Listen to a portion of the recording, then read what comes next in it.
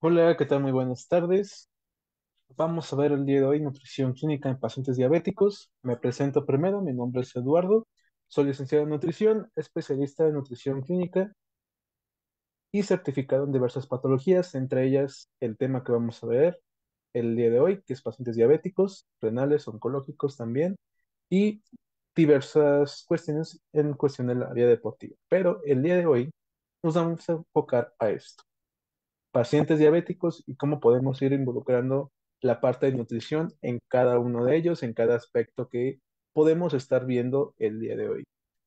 Comento primero para quien tenga dudas y vamos a ver relación insulina-carbohidratos. Realmente es un tema muy largo, pero de esta manera, como lo vamos a ver el día de hoy, va a ser algo desde el muy básico, quien esté empezando apenas, que sea estudiante, que sea egresado apenas, que no recuerde mucho la patología. Vamos a verlo y cómo realmente la anatomía enfocada específicamente en la parte de nutrición nos va a dar el auge a poder brindar un tratamiento, poder brindar una intervención. Porque algo bien importante en la cuestión de nutrición, aunque no lo crean muchos, es ver la parte fisiopatológica, porque conociendo cómo es cada aspecto en el área clínica, podemos saber cómo intervenir de una forma un poquito más integral. Vamos a ver esta parte, que es la anatomía exócrina, en este caso con la estimulación de la glándula, principalmente con el jugo pancreático. Vamos a hacer énfasis en esto, que tiene el 70% de todo lo que viene siendo su patología, conectando primero con la colecistoquinina o también conocida como CCK. Tenemos también la secretina, que de tal forma esto va a estar haciendo una inhibición. ¿Con qué? Con las PP, que estas células lo que van a hacer es controlar todas las vellosidades intestinales y de aquí el hecho de conocer el por qué los pacientes tienen ya sea una intolerancia o bien, vamos a ponerlo, una pequeña sensibilidad, perdón, en la parte del intestino. Tenemos también el glucagón que forma parte de la inhibición junto con la somatostatina. Algo bien importante, el glucagón es bien fundamental para la recreación de energía. La somatostatina juega un papel muy importante que ahorita vamos a ver el día de hoy y vamos a conectar un poquito más con algo integral, que en este caso sería el sistema nervioso endédico, conectando primero con el nervio vago. De tal forma vamos a hacer una relación con el duodeno y la parte del páncreas, en este caso conocido como el duodeno pancreático. ¿Con qué? Específicamente con toda la parte osmolar que tiene dentro del estómago, la parte de la osmolaridad, pH, temperatura, todo ese tipo de cuestiones que va a estar cambiando nuestro vaciamiento gástrico con el paciente. El vaciamiento gástrico es súper importante porque de aquí vamos a poder controlar el apetito. Recuerden que una de las triadas diabética que tiene con pacientes diabéticos es polidipsia, poliuria y polifagia, que tiene que ver mucho con su vaciamiento gástrico, por ende, la mención que estamos haciendo el día de hoy. Otra cosa, las SK, que van a estar controlando primero el metabolismo de la urea en relación con el bicarbonato. Algo fundamental, el bicarbonato forma un efecto conocido como mecanismo tampón que ayuda a ralentizar, para la redundancia, la urea, que son toxinas dentro del cuerpo. Vamos a conocer un poquito más acerca del nervio vago porque es fundamental conocerlo, aunque no se trate mucho, no se vea como tal en la carrera de nutrición, pero lo vamos a ver el día de hoy para hacerlo un poquito más específico, de forma un poquito más integral, conociendo como las partes anorexigénicas y las partes orexigénicas. ¿Qué es cada uno? Anorexigénica, en grandes rasgos, cuando se inhibe el apetito. Orexigénicos, cuando aumenta el apetito. Esto que tiene que ver en cuestión del páncreas. Va a conectar con más neurotransmisores, en este caso con la ACTH. De tal forma vamos a hacer una conexión con la hipófisis para conectar con la CRH que va directo del nervio vago. De tal forma vamos a conectar con un eje específico que es el eje HPA. ¿Qué es el eje HPA? Si están preguntando, es el eje hipotálamo pituitario adrenal, que esto va conectando con nuestro conducto de Wilson dentro del páncreas. Algo fundamental con esto es poder conocer dónde se libera, que es en los transportadores colinérgicos. De esta manera vamos a conectar todos esos sistemas odexigénicos y anorexigénicos dentro del cuerpo del páncreas. Y aquí hago un paréntesis. Si es que tenemos alguna afectación con recorte en pancreático, con algún tipo de cirugía bariátrica que pueda tener el paciente, hay que saber identificar en qué parte del páncreas está ese recorte o esa cirugía bariátrica, porque depende de la parte o la conexión que haya sido quitada o haya sido recortada, va a ser la afectación. Por ejemplo, si tenemos un paciente que ha tenido una cirugía bariátrica con un recorte en la parte del cuerpo, normalmente pasa con bypass gástrico, y tiene diabetes, si es en el cuerpo, en la parte del cuerpo del páncreas, va a estar alterado el sistema orexigénico y el sistema norexigénico, porque de aquí sale todo. ¿Por qué? Porque van a estar conectados con sus transportadores colinérgicos. De tal forma, regresando a toda esta parte, en relación con la bomba sodio-potasio, va a tener una estimulación pancreática para jugar otra vez la conexión con el sistema nervioso entérico, haciendo un metabolismo duodeno-pancreático para poder conectar con la insulina y se liberen los GLUT4. Recuerden que los GLUT4 es la llavecita para que se vaya abriendo los canales de insulina. De tal forma tenemos algo conocido como el efecto incretina. El efecto incretina, ¿qué es para los que no lo conozcan? Esto va conectando directamente con las hormonas gastrointestinales para irlos subdividiendo. Al aumentar este efecto incretina, conectamos con la GLP-1 y la GIP. ¿Qué hacen cada una? La GLP-1 libera células L del ilion y del colon.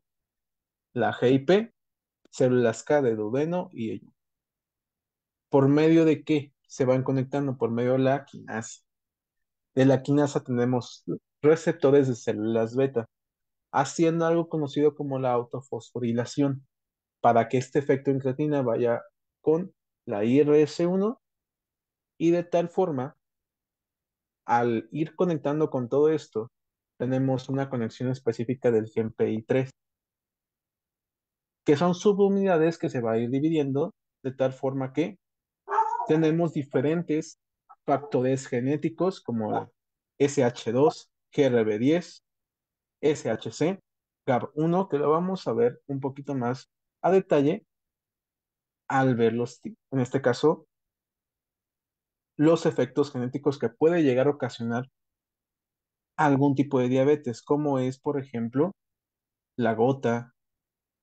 De aquí puede generar también la necrosis y de tal forma también tenemos la progresión de enfermedad, ya sea de una diabetes tipo 2 que tenemos normalmente control con medicamentos, o una diabetes tipo 1 que ya tenemos un control con insulina. Hay que conocer algo fundamental aquí, que son los tipos de insulina. Y no como tal que se aprendan las marcas o que se aprendan los nombres, simplemente que se aprendan sus picos de acción. Eso es lo más importante, más que conocer si es acción rápida, si es acción lenta, ultra rápida, intermedia, conocer los picos. ¿Qué me refiero con conocer los picos? Tenemos, por ejemplo, tipos de insulina como de acción rápida, donde su primer pico es a los 15 a 20 minutos. ¿Qué me refiero con tener un pico? Es su tiempo de acción. 15 a 20 minutos es su tiempo de acción. Posterior, 25 30 minutos, va bajando, va bajando. Aquí se los divido como por colores. Vamos a verlo aquí. Va bajando. Aquí en este caso va bajando, va bajando, va bajando, va bajando.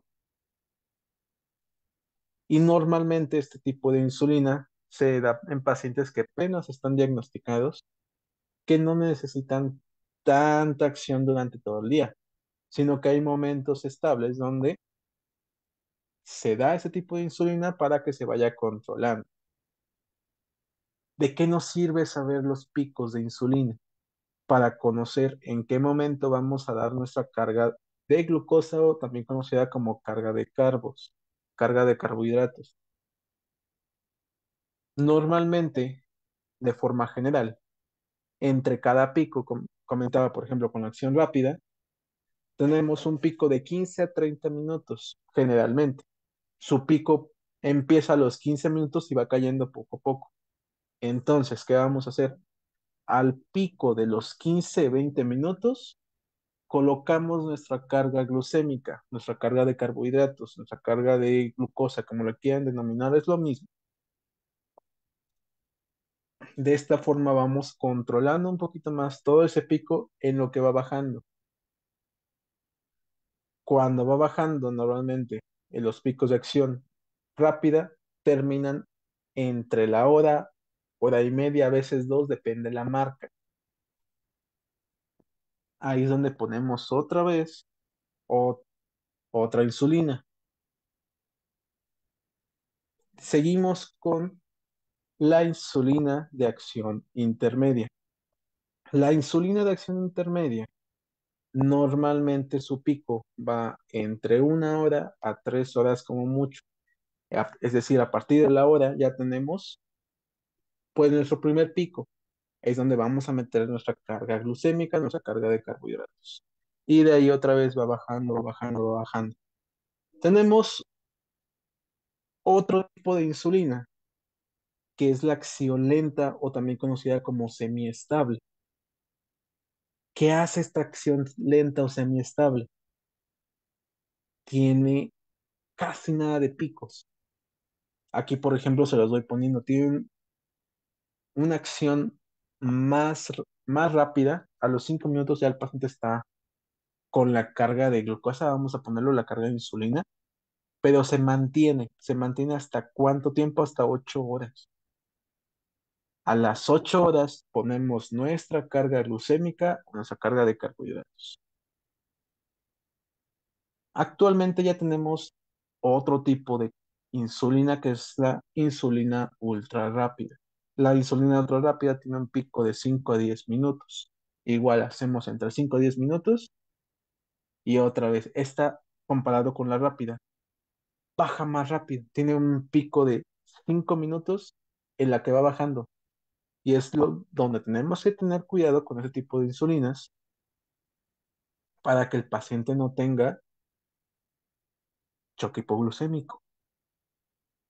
Es donde es importante tener un control con dieta y tener un control con el medicamento, porque el medicamento no va a ser mágico. Hay algo que se conoce en la parte de nutrición, para los que no lo conozcan o no se acuerden, que es la relación insulina-carbohidratos, que eso es lo que dice la parte científica, pero en opinión de un nutriólogo debería ser relación carbohidratos-insulina.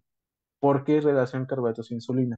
Muchas de las veces se da un ejemplo, 36 unidades de insulina para poder realizar ese cálculo en cuestión de carbohidratos es más complejo y es más difícil, es más fácil, perdón, hacer el cálculo de insulina. Digo, no por nada, pero en cuestión de cómo vamos a meter esas cargas de carbohidratos para los que alguien haya hecho o se acuerde haber visto este tipo de relación carbohidratos-insulina, es complejo el poder manejar todas las cargas de carbohidratos en todo el día, porque tenemos que poner carbohidratos durante la comida, cena, desayuno, colaciones algunas veces, y aparte poner carga de carbohidratos en cada pico glucémico que tenga. Y esto va más en cuestión, por ejemplo, con acción ultra rápida o acción rápida. No hay tanto problema con acción intermedia o acción lenta. Lo que siempre les decía a mis alumnos de que si tienen un paciente con acción intermedia o acción lenta, ya le hicieron, no tienen que hacer tanto cálculo.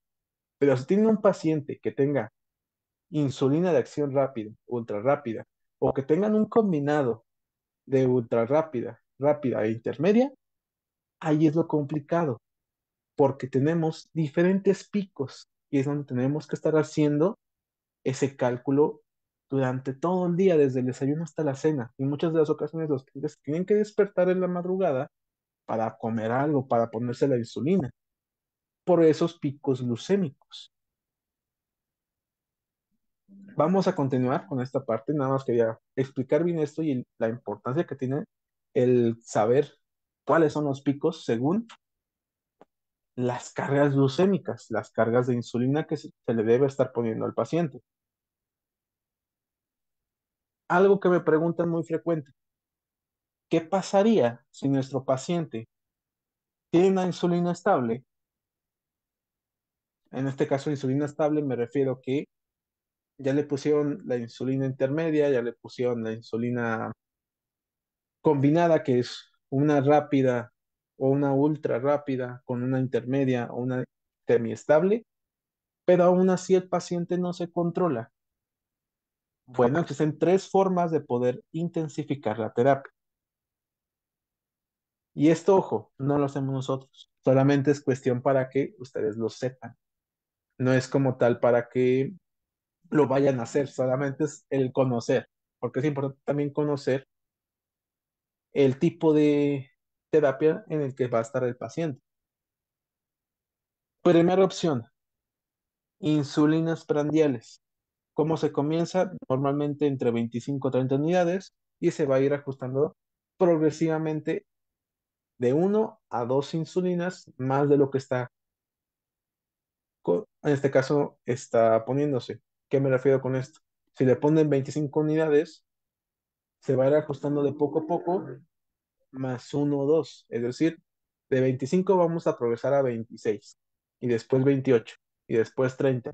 Y así, ¿cuál es la meta en este caso? Lograr que el paciente baje a menos de 180 miligramos sobre cilitro. Y esto, ojo, se da por bolo múltiple. Por bolo múltiple me refiero que es de poco a poco, no se da de golpe como insulina intermedia, se da como una acción rápida o ultra rápida. Mezclas, que es lo que les comentaba.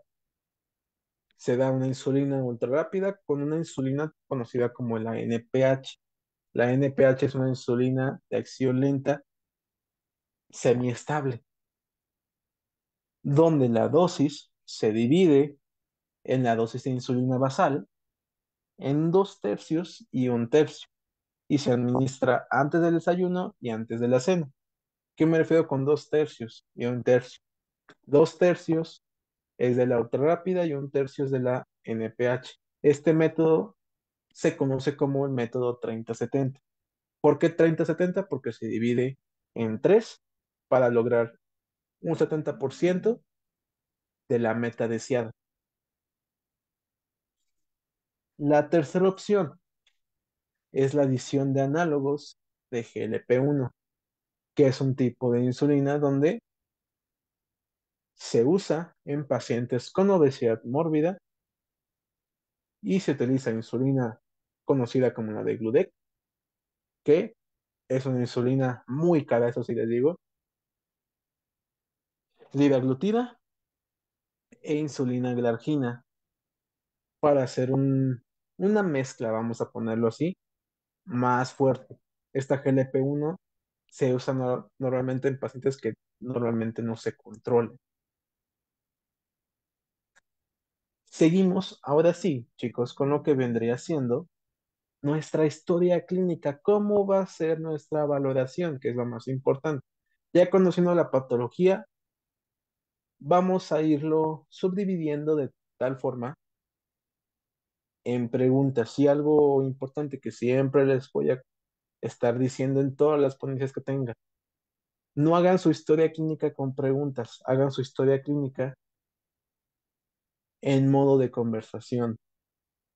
Que el paciente no se sienta en una entrevista, que no se sienta presionado por contestar algo. Conforme vaya contestando las preguntas el paciente o la paciente, vayan explicando el porqué de cada cosa. En este caso, su patología, diabetes. Explíquenle. Normalmente yo lo que uso es plastilina, es algún tipo de foamy moldeable para poder hacerlo un poquito más integral, que se sienta más fluida toda la conversación. qué tipo de patología tiene el paciente, desde cuándo tienes su evolución, si tiene alguna complicación acerca de esto, y aquí hago un paréntesis. ¿Cuál? En este caso, diabetes. Tiempo de evolución. ¿Hace cuánto tiempo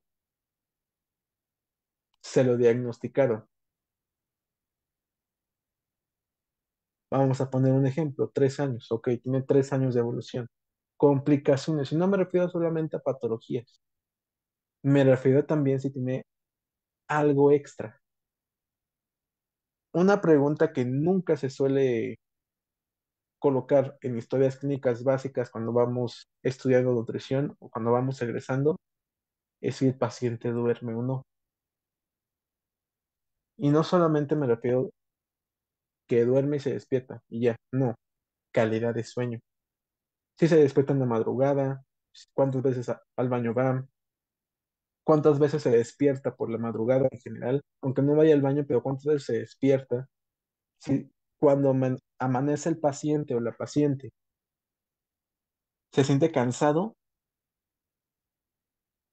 cuánto es su sueño REM realmente. ¿Qué es el sueño REM? Cuando el paciente realmente descansó. Porque no por decir un ejemplo, no porque el paciente duerma 8 horas, realmente descansó 8 horas, que es lo que yo mucho les he dicho en muchas ocasiones a mis alumnos.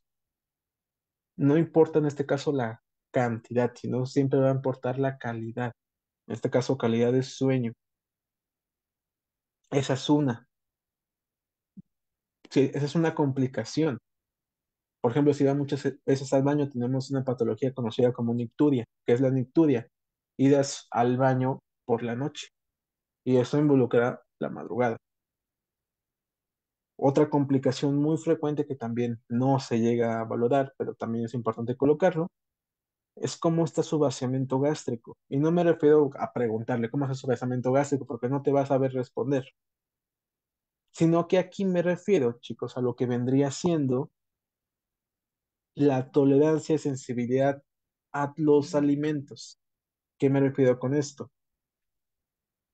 A partir de su evolución, ¿qué ha cambiado en su dieta o qué ha sentido que antes no le hacía daño en general? Sí le hacía, por ejemplo, antes tomaba, normalmente pasa con lácteos, leche entera, no había ningún problema, pero a partir de su evolución tuvo una intolerancia a los lácteos.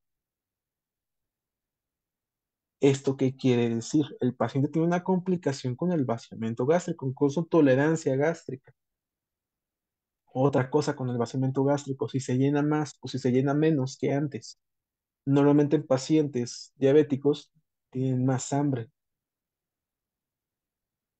Muy rara vez vamos a encontrar un paciente que tenga menos hambre, pero normalmente tienen más hambre y pasa más por las noches. Es donde tenemos que poner esa parte. Que hay algo también como un paréntesis que son las purgas nocturnas. Pasa mucho con pacientes diabéticos y pasa un poquito más con alimentos dulces. Otra complicación que no necesariamente tiene que ver con una patología es la anorexia. Y no me refiero con la patología, me refiero a la falta de apetito. Una complicación también muy frecuente en pacientes diabéticos, no es de siempre, pero llega a ocasionarlo, el síndrome urémico. Síndrome urémico, ¿qué es el síndrome urémico? Para los que no lo conozcan, es el sabor metálico que se tiene en algunos alimentos, no es en todos, normalmente pasa con cárnicos. ¿Por qué? Porque los cárnicos, al sobrecocerse, normalmente las personas están acostumbradas a sobrecocerlo, generan algo conocido como nitritos y nitratos. Esos nitritos y nitratos hacen que durante el sabor tenga ese saborcito raro, ese saborcito metálico. Ese tipo de complicaciones es donde tenemos que estar valorando al paciente. Otra cosa, el ajuste del medicamento. Y aquí hago también otro paréntesis. Ajuste del medicamento no me refiero desde que lo tiene, sino que también aquí vamos a involucrar las pausas. ¿Pausas de qué? Vamos a poner un ejemplo. El paciente nos comenta que en el año 2021 tuvo su diagnóstico. 2022 hicieron un ajuste de medicamento. 2023 tomó el mismo medicamento, la misma cantidad, pero nunca se fue a checar. Por falta de recursos, falta de tiempo, lo que ustedes quieren. Ahí estaríamos hablando de una sobremedicación. ¿Por qué sobremedicación? Automedicación, perdón. ¿Por qué automedicación? Porque el paciente está tomándose lo que él piensa que es lo que necesita. Y al menos aquí en pacientes diabéticos hay que irse a checar de cada 3 o cada 6 meses para hacer el ajuste o cada que el médico lo indique, en este caso con el medicamento. Otra cosa que hay que preguntar con el paciente, si es que tuvo alguna cirugía o tratamiento invasivo, sin importar que sea dentro de lo que vino siendo su diagnóstico de la patología o antes. Esto va a ser para ser un poquito más integral con todo. Y por ejemplo, si es que está haciendo ejercicio o algo por el estilo, podamos meternos por ahí y hacer recomendaciones generales. Otra cosa, las mutaciones genéticas, que en este caso vamos a hacer énfasis con los antecedentes familiares. Antecedentes familiares, ¿de qué me refiero? Vamos a involucrarnos un poquito más acerca de sus familiares. ¿Qué tipo de patología tiene? ¿A qué edad empezó con la patología? ¿Y quién más lo va a tener? ¿O quién más lo tuvo en su momento?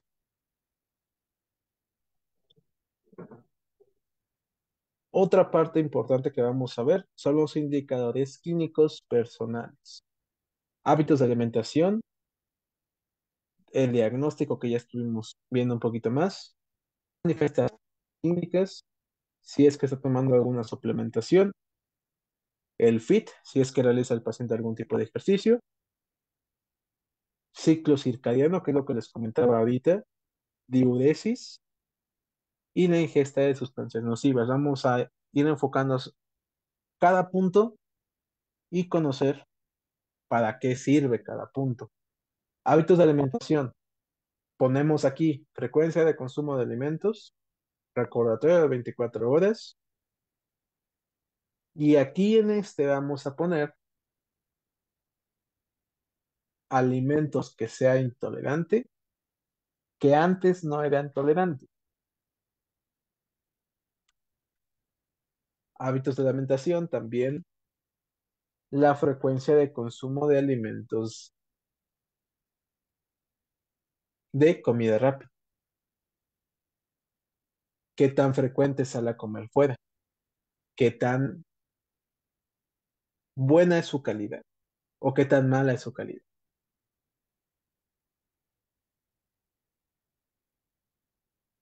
También aquí vamos a involucrar su trabajo. El trabajo más en cuestión de horarios y la calidad de los alimentos que llega a consumir durante este tiempo. Su diagnóstico patológico, que ya lo vimos anteriormente. Manifestaciones clínicas.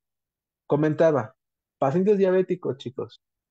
Tenemos algo conocido como tríada diabética. Sale poliuria, polifagia, poluria. De esas tres, que son las más básicas, salen otras cosas.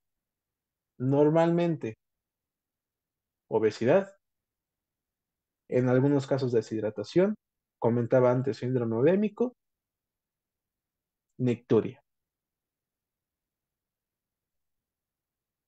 Manifestaciones, vamos a ponerlo secundarias. ¿Qué puede ser? Inflamación abdominal. Tenemos también diarrea o estreñimiento por los mismos hábitos de alimentación y por la misma intolerancia que llega a tener el paciente a corto, mediano o largo plazo desde su diagnóstico y no se cuida claramente en su alimentación.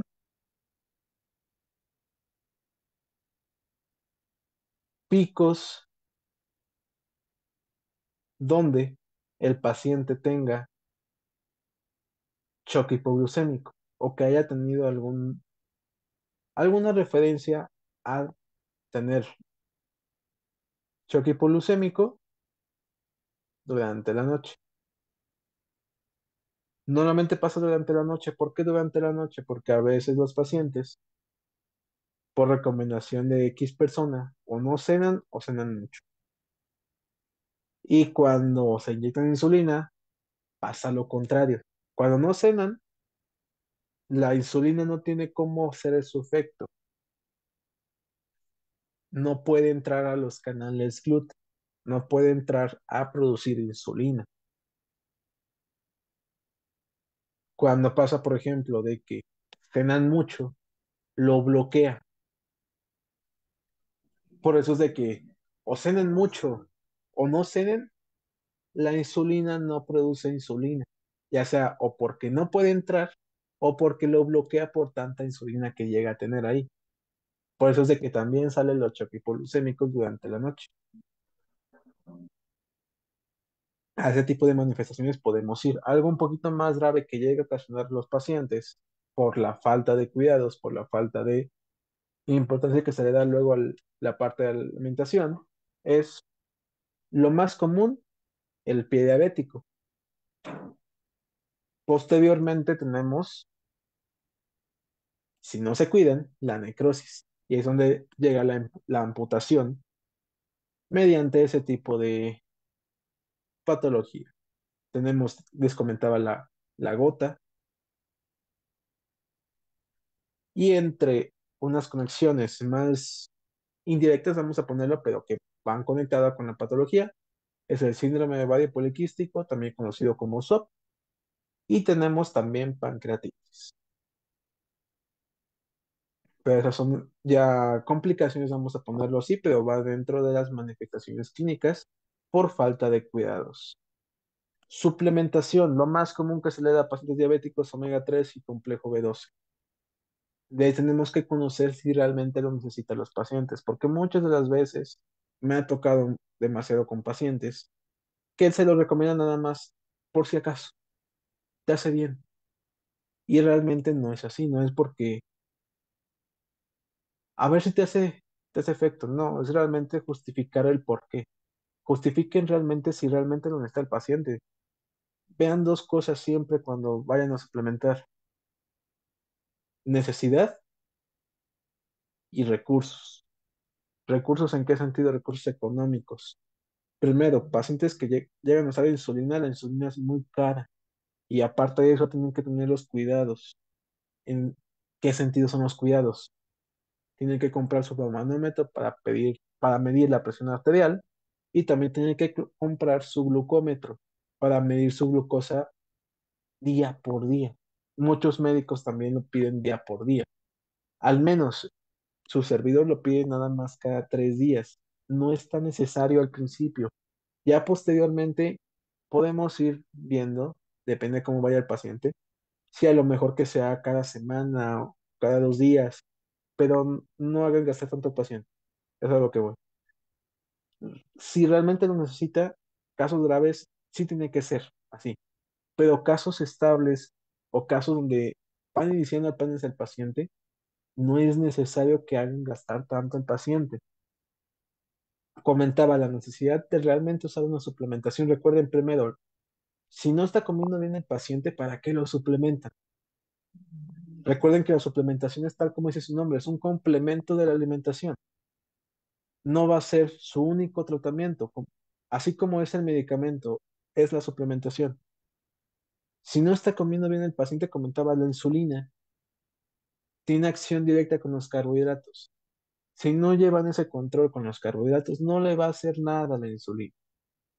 Va a ser todo lo contrario, se va a descontrolar. Van a tener esos picos glucémicos y va a tener choque hipoglucémico. Y en casos graves puede haber algún infarto. Bueno, continúo con esto. Ya vimos esa parte, suplementación que va de dos formas. Bueno, dos subdivisiones, necesidad y recursos. Evalúen esas dos cuando vayan a poner una suplementación. Su servidor, nuevamente, ¿qué suplemento recomienda a los pacientes? Nada más dos. Y es muy rara vez que pongan más. Probióticos y coenzima Q10. Es lo único que necesita el paciente. Y a veces, no siempre. ¿Probióticos para qué? Para controlar el vaciamiento gástrico y que mejore su ciclo circadiano. Es decir, que tenga mejores tiempos de sueño REM y que duerma continuo, que duerma con calidad. Coenzima Q10 ¿para qué? Para disminuir el factor de estrés. La coenzima Q10, en este caso principalmente la ubiquinona, porque hay dos tipos. Váyanse con la ubiquinona. Probióticos, yo le recomiendo tres cepas principales. Va a tener más cepas, yo lo sé, pero que tenga tres cepas. La marca que he visto que tiene las tres cepas y es muy buena es la marca de Costco, la marca de Costco de los probióticos. ¿Qué cepas tiene que tener? Lactobacillus acidophilus, Lactobacillus rhamnosus y Bifidobacterium lactis.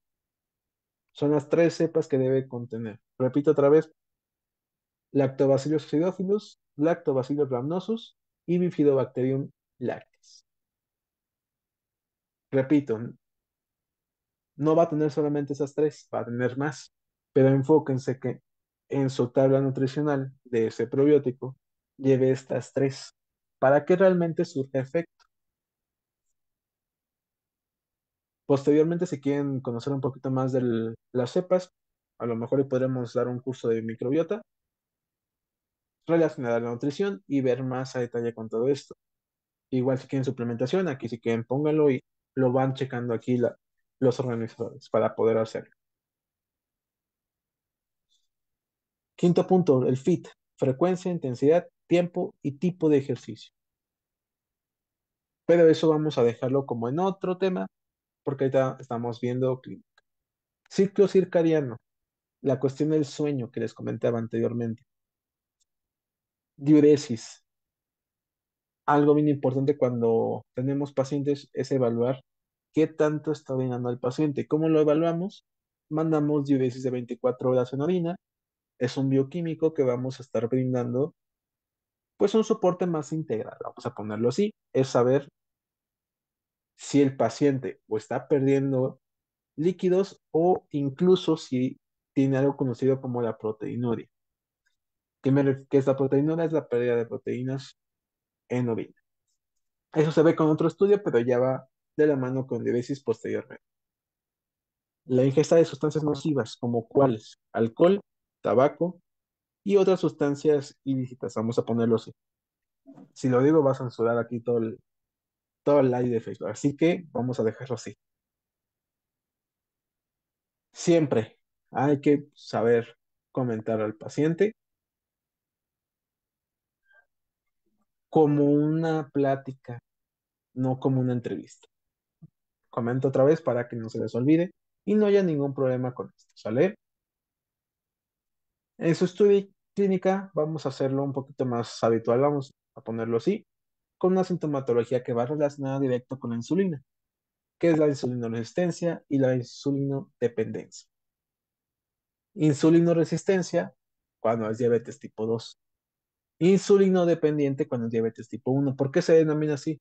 Porque en la diabetes tipo 2 hay una resistencia, pero se sigue formando insulina. Insulinodependiente, ya no hay insulina, por eso se denomina dependiente a la insulina que se va a inyectar. Y de ahí van los estudios que vamos a recomendar al paciente. En insulinoresistencia, diabetes tipo 2, glucosa preprandial, test de tolerancia a la glucosa, sodio y ácido úrico. Esto va a ser para prevenir cetoacidosis diabética. Insulino dependiente, glucosa preprandial, test de tolerancia a la glucosa y AST, se conoce como aspartatamina transferasa. También podemos evaluar con la ALT, que es la alanina aminotransferasa. Es un factor de inflamación y relacionada directa con patologías pancreáticas.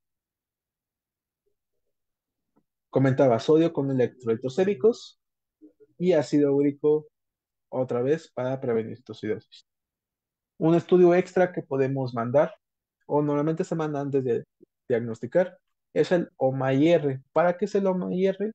Esto es para clasificar al paciente si es tipo 1 o si es tipo 2. Y siempre, siempre, siempre, tanto en tipo 2 como en tipo 1, se manda hemoglobina glucosilada para un monitoreo post-diagnóstico. Otra parte, si tenemos pacientes con edema, ¿qué vamos a hacer? Primero, no usamos el peso actual, usamos el peso seco. ¿Cómo se calcula el peso seco? 0.06 por peso actual menos peso actual. El total va a ser su peso seco del paciente. Repito otra vez para los que no han notado. 0.06 por kilogramo de peso actual menos peso actual. Es el total, su peso seco. Y aquí con presencia de edema calculamos más cosas. Bueno, tenemos que mandar más cosas. Electrolitos séricos, creatinina sérica, balance de nitrógeno ureico, aparición de nitrógeno ureico, diuresis de 24 horas, comentaba AST y ALT, y un eritrograma para evaluar la policromasia y eritropoiesis del paciente. Es decir, su factor de cicatrización, si es que no está afectado. Sin presencia de edema, usamos peso ajustado. Para monitoreo siempre vamos a mandar hemoglobina glucosilada y electrolitos séricos, más a la parte de nosotros. Normalmente la hemoglobina glucosilada siempre se manda a la parte médica, pero para nosotros siempre va a ser electrolitos séricos. En la antropometría, de forma un poquito más general, vamos a ver el área de brazo, pliegue de tríceps, pliegue abdominal, pantorrilla y circunferencia cintura-cadera. ¿Por qué aquí ya no pongo la circunferencia de abdomen? Porque normalmente los pacientes diabéticos tienden a tener inflamación.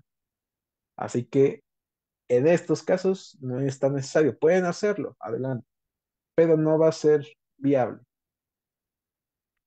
porque hay muchas variantes que va a cambiar su especificación, en este caso, qué tanta certeza tiene que sea ese número, esa cantidad, vamos a ponerlo así. ¿Por qué circunferencia cintura cadera? Sí, porque aquí vamos a evaluar el índice de riesgo a patologías cardiovasculares. Hay que evaluar siempre si el paciente no tiene flacidez, retención de líquidos y cómo está su ciclo hormonal en pacientes mujeres, claro. Normalmente pacientes diabéticos, que son mujeres, claramente, tienen su ciclo menstrual irregular. Hay que controlarlo. Si no lo controlamos y el paciente sigue siendo irregular, hay dos cosas que pueden salir mal. Uno, o la paciente va a tener hiperparatiroidismo o la paciente va a tener síndrome de ovario poliquístico. Tenemos también que estar evaluando si es que el paciente no tiene alguna depletación muscular, más en cuestión de la valoración con tríceps. Si es que está haciendo ejercicio el paciente, un desgaste, sobreestimulación o igual una flacidez. Y el cuestión de la presencia de edema, comentaba, podemos hacer el cálculo con la fórmula general que vimos, o bien hay fórmulas específicas para ver en dónde está el edema, en tobillos, en muslo o en otra parte del cuerpo. Pero yo le recomiendo la fórmula general, que es más rápida y más sencilla.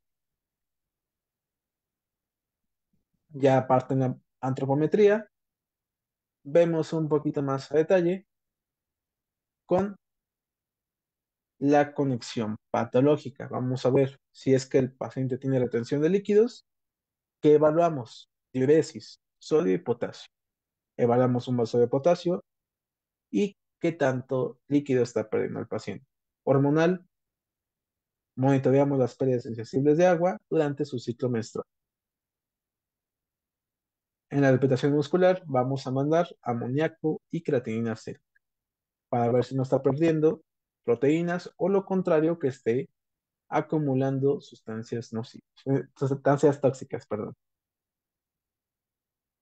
Con la parte de desgaste, sobreestimulación o flacidez, mandamos fosfatas alcalina para prevenir alguna patología pancreática o pancreatitis, vamos a ponerlo así, o alguna enfermedad del hígado relacionada con amoníaco y creatina. Con flacidez mandamos diuresis de 24 horas para ver si no está acumulando por ahí líquidos. Con riesgos cardiovasculares siempre hay que evaluar con una prueba de anemia rápida. Quien no recuerde cómo es la prueba de anemia rápida, se presiona el dedo del paciente y en menos de 5 segundos debe regresar a su coloración normal, que depende del color de la piel. Debe tener, por ejemplo, con pacientes caucásicos o pacientes con color como amarillento, debe ser rojo, blanquecino y que regresen a su color habitual en menos de 5 segundos. Si regresa en menos de 5 segundos, no hay riesgo. Pero si tarda más de 5 segundos, hay que mandar una biometría hemática concentrándose un poquito más con la CHCM, volumen corpuscular medio, HCM y RDW, porque de ahí vamos a clasificar qué tipo de anemia tiene el paciente. Anemia megaloblástica, macrocítica, microcítica, perniciosa o alguna otra que tenga que ver con nuestra área que es la parte de nutrición. Para hacerlo pues algo más conjunto, como una conclusión, vamos a ponerlo así. El cálculo de carbohidratos en relación a insulina siempre debe ser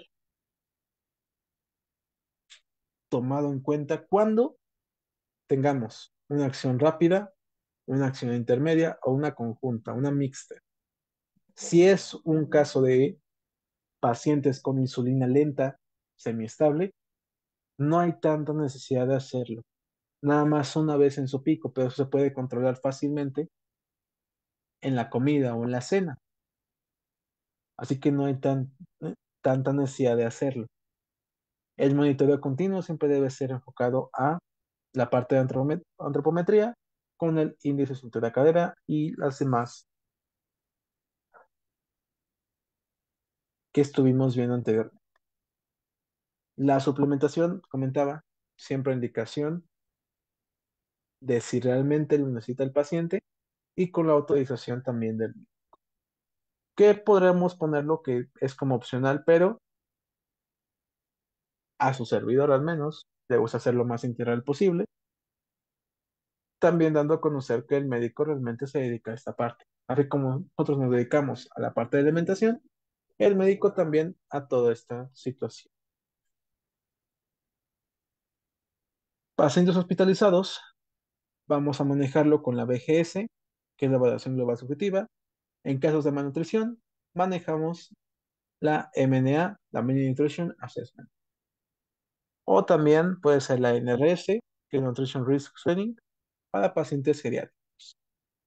¿Esto para qué va a ser? Para evitar pérdida de peso, desnutrición, malnutrición y alguna complicación derivada de ello.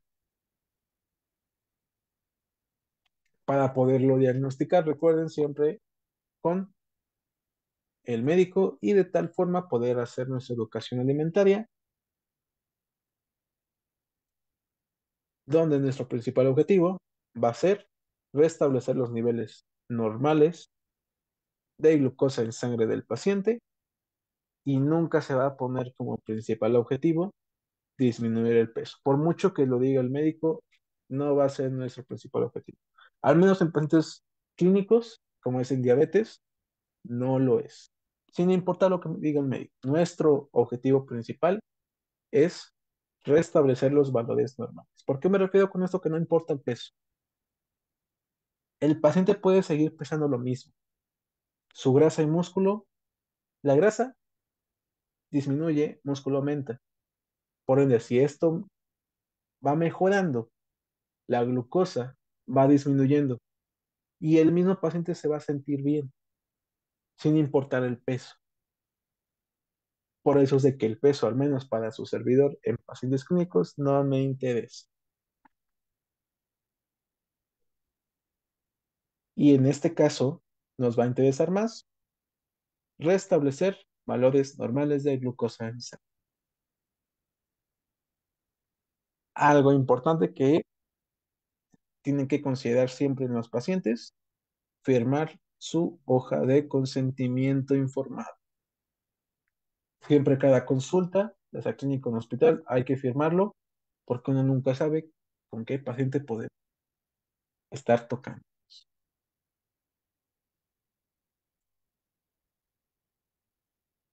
De aquí yo les comento los requerimientos nutricionales de forma general, tanto para pacientes diabéticos como para cuando hay una situación patológica, pues en las proteínas con pacientes renales. Y de todo lo demás vamos a verlo de esta forma. Energía 25-28 en cuestión de reducción de peso, control glucémico 30-35, si es que el paciente está en obesidad mórbida y hay que hacerlo con una reducción o recorte más intensificado, vamos a usar de 15 a 20 kilocalorías por kilogramo de peso. Algo importante siempre mencionarles, nunca me restrijan carbohidratos. En pacientes diabéticos está contraindicadísimo manejarles dieta Atkins, cinética, dieta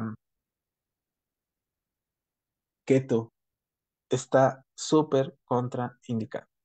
¿Por qué? Si no tenemos carbohidratos no va a producir insulina el paciente. Así se los pongo. No va a producir insulina si no tiene carbohidratos. No podemos poner carga de carbohidratos en los picos glucémicos.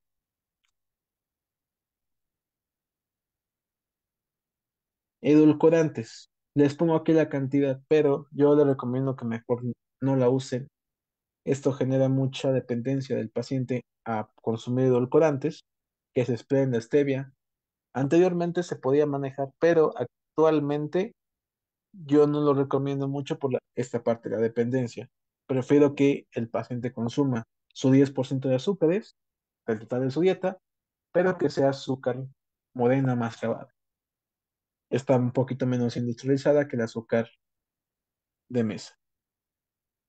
Y hasta aquí, chicos, vamos a continuar con la estrategia de reducción de peso que les comentaba. La distribución de carbohidratos que se recomienda, 20-20-30. Comida y cena 30, colación y desayuno 20.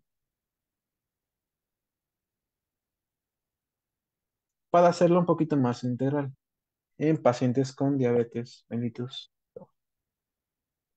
Y hasta aquí, pues yo les comento que con el día de hoy terminamos la clase del día de hoy.